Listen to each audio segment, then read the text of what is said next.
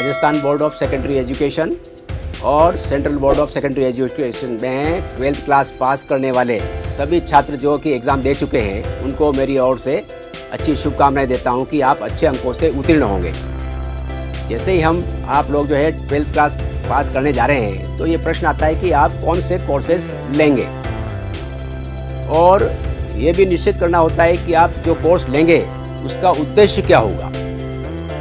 आप में से कई कैंडिडेट्स ऐसे होंगे जो कि चाहते हैं कि वो सरकारी नौकरी में जाएं, और सरकारी नौकरी प्राप्त करने के लिए आप जानते हैं कि सरकार द्वारा जो है आरपीएससी हो, चाहे यूपीएससी हो, चाहे स्टाफ सिलेक्शन कमीशन हो या स्टेट लेवल पे जो बोर्ड होता है वो इनकी परीक्षाएं करवाता है। और आप ये भी जानते हैं कि जब परीक्षाएं करवाते हैं तो इनका सिलेबस होता है, और हर परीक्षा का जो सिलेबस होता है बहुत वाइड होता है, और इसके लिए हज़ारों में नहीं लाखों में कैंडिडेट्स बैठते हैं। इसमें वो भी कैंडिडेट्स बैठते हैं जो कि जिन्होंने अंडर ग्रेजुएशन कर लिया है, जिन्होंने पीजी कर लिया है, और यहाँ तक कि जो पीएचडी कर चुके हैं वो कैंडिडेट्स भी इनमें बैठते हैं। तो आप जानते हैं कि कंपटीशन बढ़ता जा रहा है। तो इसके लिए आवश्यक है कि वे छात्र एवं छात्राएँ जो कि सरकारी नौकरी के लिए, चाहे वो सेंट्रल गवर्नमेंट की हो चाहे स्टेट गवर्नमेंट की हो, उनकी तैयारी करना चाहते हैं, और पढ़ाई के साथ साथ तैयारी करते हुए कैसे अपना फाउंडेशन को मजबूत करें, इसके लिए वो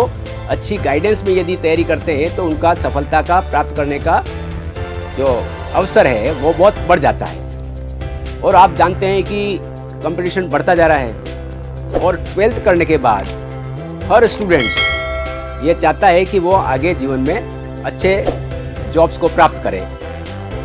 कुछ जो स्टूडेंट्स ऐसे होते हैं जो कि प्राइवेट जॉब में जाते हैं, कुछ स्टूडेंट्स ऐसे होते हैं जो अपना खुद का काम स्टार्ट करते हैं, कुछ ऐसे होते हैं जो स्टार्टअप चालू करते हैं, और कुछ ऐसे स्टूडेंट्स होते हैं जो सरकारी नौकरी के लिए तैयारी करते हैं और उनमें सफल भी होते हैं। तो आज हम बात करेंगे कि सरकारी नौकरी में सफलता प्राप्त करने के लिए किन बातों का ध्यान रखा जाए, और 12th के बाद कौन से कोर्सेज लिए जाएं, और कोर्सेज के साथ साथ कैसे पढ़ाई की जाए जिससे कि आपको आगे अपने लक्ष्य को प्राप्त करने में सफलता मिल सके। मैं मेरा नाम बता देता हूं, मेरा नाम डॉक्टर खेमराज है।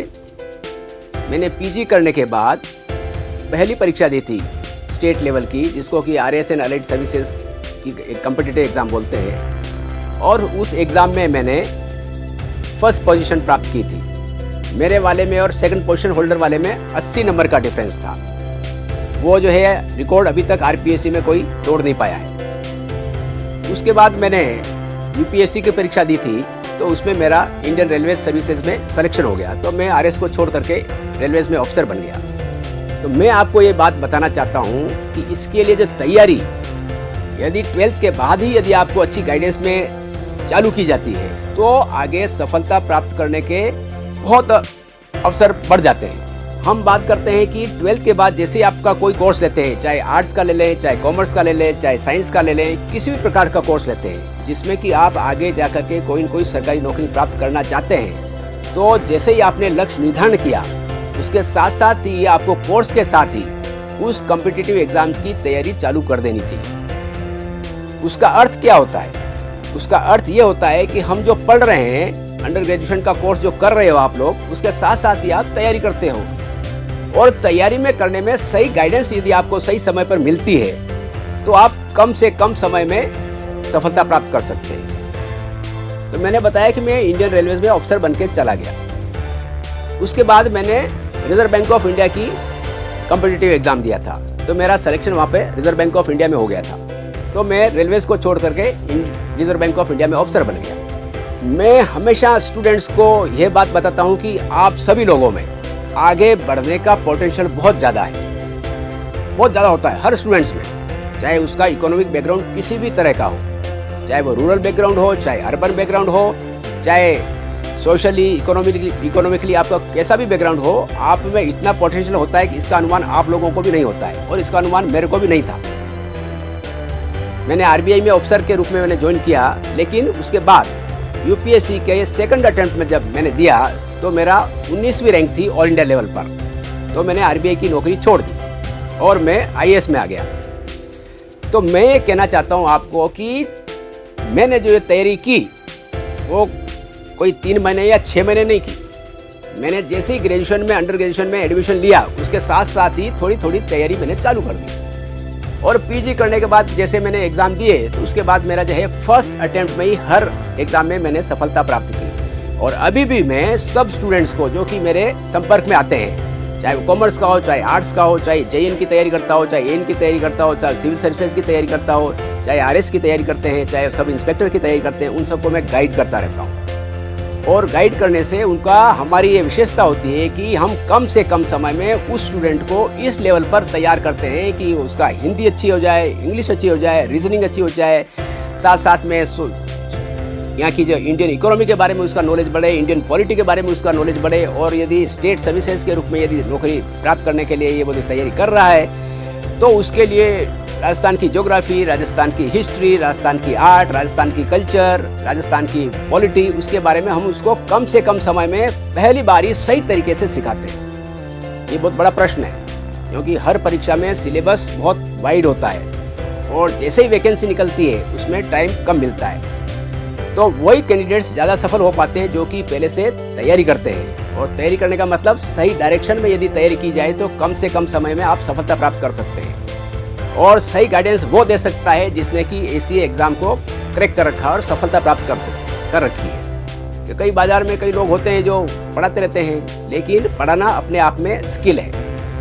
और कॉम्पिटिटिव एग्ज़ाम में सफलता प्राप्त करना भी अपने आप में एक स्ट्रेटजी के रूप में काम करना पड़ता है, तब जाकर के स्टूडेंट्स जो है कैंडिडेट्स आगे बढ़ते हैं।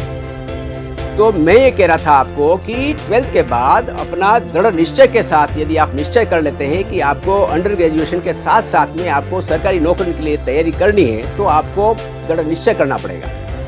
और दृढ़ निश्चय के साथ आपको तैयारी चालू करनी पड़ेगी और तैयारी उस डायरेक्शन में करनी है जो कि ऐसे एग्जाम्स को पास कर चुके हैं। उनकी गाइडेंस में यदि आप तैयारी करते हैं तो आपका सफल होने के चांस बहुत बढ़ जाते हैं।